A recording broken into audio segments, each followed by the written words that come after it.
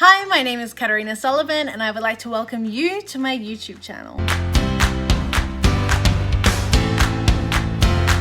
Get comfy because this is going to be one heck of a video. Just before we get into the in-depth full-on political drama, I just want to tell a little lighthearted story. So when I was young, every morning my dad would sit me on the bathroom sink while he shaved before work, and we would recite poetry together.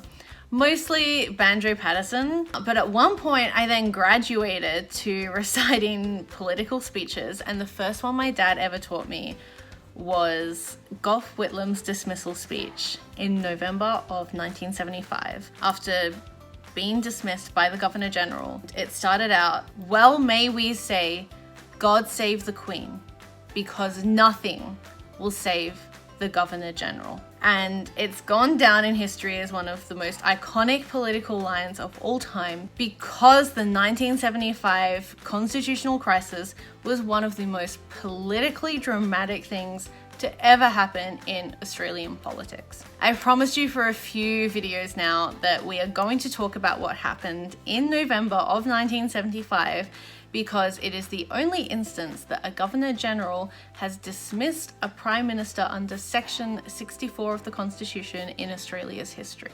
A little bit of background: Gough Whitlam and his government, a Labor government, were elected in 1972, and he brought about phenomenal change to Australia. He was quite radical. He ended conscription. He brought troops home from Vietnam. He started universal healthcare. He started free university education. He really transformed Australia into a more progressive society. There was a lot of scandal that happened around him and his government, mostly his cabinet ministers, but then he made some mistakes which people then really started to question. All the drama really started around April of 74 when then opposition leader Billy Snedden threatened to block supply and attempted to block supply in the Senate. What does blocking supply mean? Well, the Senate votes on the budget. If there is a majority of the opposition in the Senate, or an even number, and it goes down to the crossbench, then the Senate can technically block the budget, which means the Treasury doesn't have any money, which then means that the government of the time can't actually govern.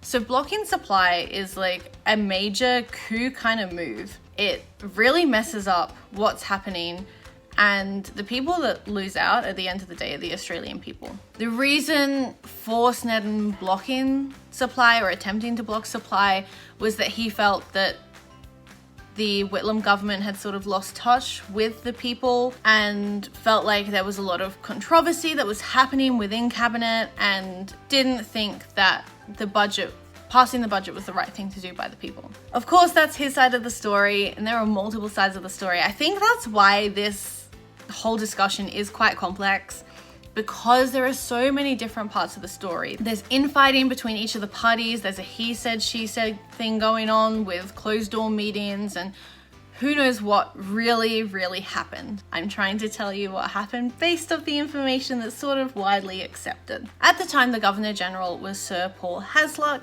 and Whitlam approached him asking for a double dissolution election. So this is 74.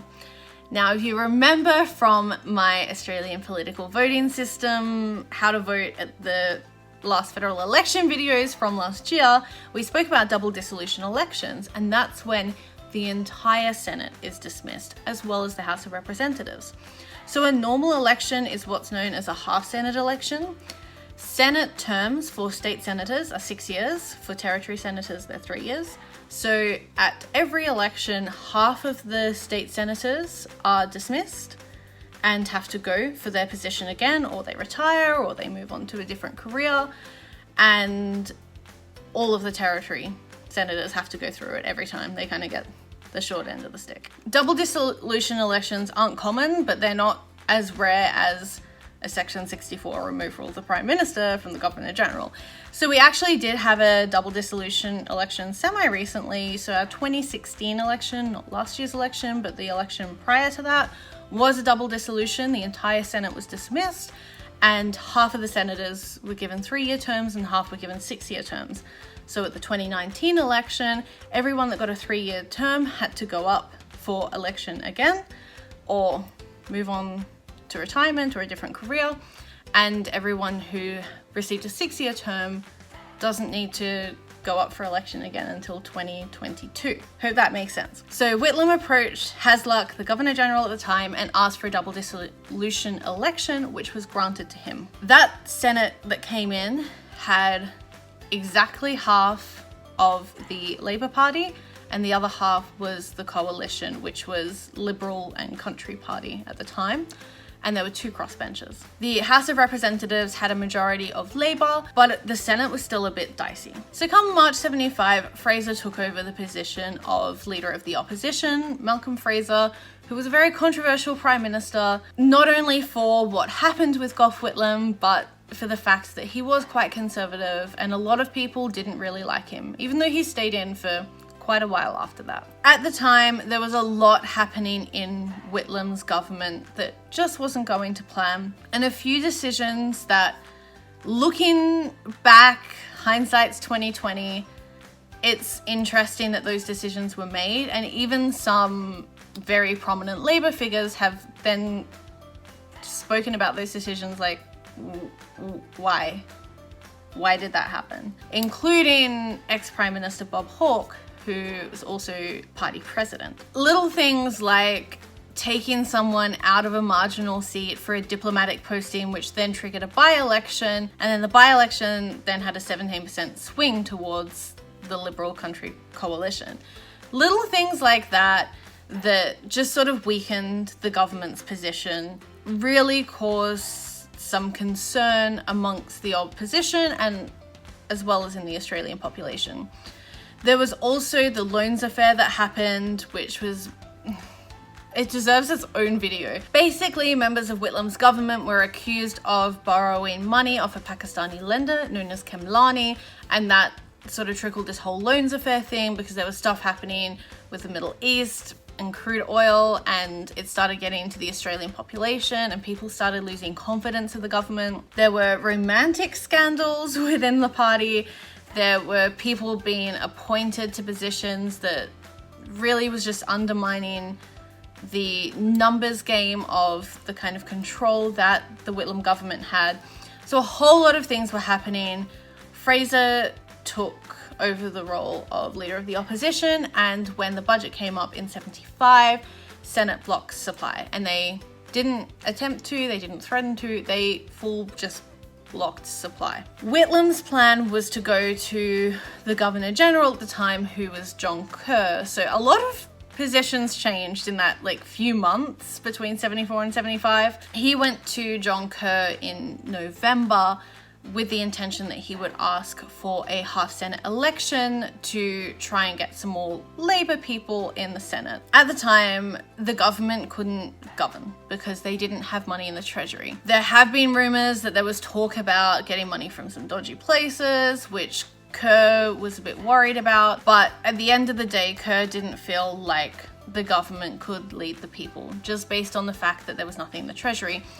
And he didn't think that the half Senate election would actually give Labour the numbers it needed to continue on. Whitlam went in with a piece of paper saying, hey, let's go to a half Senate election, help me out. And Kerr was like, bye, you're done. So he was fired. This was a pivotal point in Australia's political history because it was an example of when the state, meaning the monarchy, got involved in parliamentary affairs. It reminded Australia that we are not technically a sovereign nation because our head of state is actually not an Australian. Earlier this year, a researcher actually challenged the High Court. It's really been happening for about 3 years, but won her challenge to the High Court to actually release the documents of the palace letters of the entire 1975 constitutional crisis to find out if the Queen had much involvement. You can read them online. They are now part of Australia's very open democratic history. I would encourage you to read them if you are interested to sort of understand what happened. It showed that the Queen knew nothing about what was happening. So it wasn't necessarily the Queen that got involved, but it was the Queen's representative, who is, as we know from previous videos, the Governor General. It was really an astounding moment in Australian political history. The reason that this is so interesting is that there are a lot of people that still carry the rage and the outcry from the 75 dismissal into politics today. So as you probably know, on the side of doing my YouTube channel and everything else I do, I run a political podcast called Politics Done Differently. And in speaking with some of the Labour guests that come on the show, so many of them say that either they got into politics or got into the Labour Party because of what happened with Gough Whitlam. So 45 years later, and we're still seeing the follow-on effects of the dismissal in 1975, which is phenomenal. A lot of people are going to ask me if I think it was the right decision or not. I honestly can't say. Personally, I still find it weird that we're part of a republic when really we're our own nation. We have been for a while. Whether or not the Governor General should have gotten involved constitutionally, everything happened correctly by the Constitution. It's whether or not our Constitution is right for the people. And I think it's a discussion that is still ongoing, of course, about the Republic movement, whether or not we should be under a head of state that is from a different country, thousands of kilometers away. We've been to a referendum about it a few times now, and we are really a conservative country. There is a lot of voice for progressive issues, and we saw that voice really come to light and take some power during the marriage equality plebiscite. So that was an instance of a really progressive nature of Australia, but for a large part we are quite conservative. And even with the marriage equality plebiscite, based off my little bubble of people I talked to, I honestly thought that it was going to be like 70% people saying yes. It was not much of a majority that Australia actually voted yes in the plebiscite. So there are still so many instances where we are a conservative country, and the past few referendums about whether or not we become a republic really show that, which is interesting because there is such a loud voice of people wanting progress and wanting change, but what does that look like? While there was a lot of outrage, and if you look at the documents from back then, you talk to people that were alive back then, a lot of people will say, you know, Gough Whitlam should have stayed in, what happened was wrong. But then you look at the election results of the election after Kurt appointed Fraser as caretaker. They passed this budget, so there was no block of supply. Fraser then went to a double dissolution election and won by a landslide in that election. The 77 election, again, won with quite a bit of a majority, won again in 1980, and it wasn't until he lost in 1983 to Bob Hawke that we really started seeing change to the whole political structure after what happened with Whitlam. And it's also important to note here, Whitlam came into government after, I think it was like 23 years. It was definitely over 20 years of a coalition liberal country kind of rule. So we'd been under a very conservative government for a long time. Australia is a very conservative place, and there's so many lessons that we can learn from this, which is that there is always a silent majority that's behind the scenes, that even though you'll speak to a lot of people, and I still do, who are outraged about the decision, there were a lot of people that then backed Fraser because it was a landslide election. What's also really interesting is someone that is super gung-ho about politics. I knew the speeches, I knew everything about what happened with Whitlam, well, as much as, you know, I could sort of wrap my head around anyway. It's really hard to go back into history and try and decipher all of the stuff that happened, because there were so many little things that, you know, clippings in the paper that we miss, and it really made me attentive of, when I read the paper now or when I watch the news now, what little things are happening that could lead to something that in 20 years time someone might ask, why did Morrison win the 2019 election, which I still get asked a lot. And I can refer to some of those newspaper articles, some of those interviews, and say, well, there were little things that were happening at the time. There was no one big thing that was, this is how Shorten lost the unlosable election. It was just little tiny things that happened along the way that we've got to be way more attentive of if we really want to follow what's happening in politics. It's highlighted that trying to go through this and, you know, speaking to people and them telling me about all these little incidents that happened that you've really got to dig through history books to find.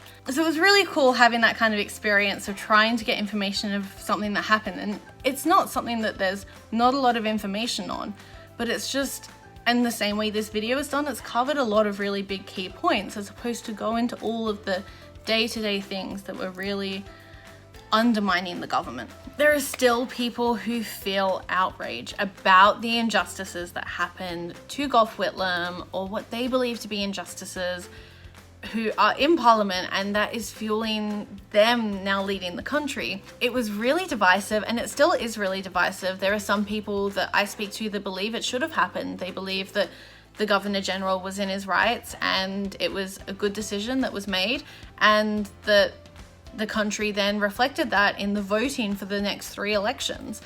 So there is a lot to take in, a lot to understand, but it is a really interesting and important story to talk about when discussing the Governor General's role in Australia, which we've now done sort of a 3-part series on Governor General, Federal Executive Council, and Gough Whitlam. I am going to do my best to try and get videos out once a week. I have a lot of stuff that's going on in my actual work as opposed to my YouTube and podcasting stuff that I do because I love politics and I love bringing that to you. And I've had so many questions from all of you. I'm going to try and cover them in weekly videos.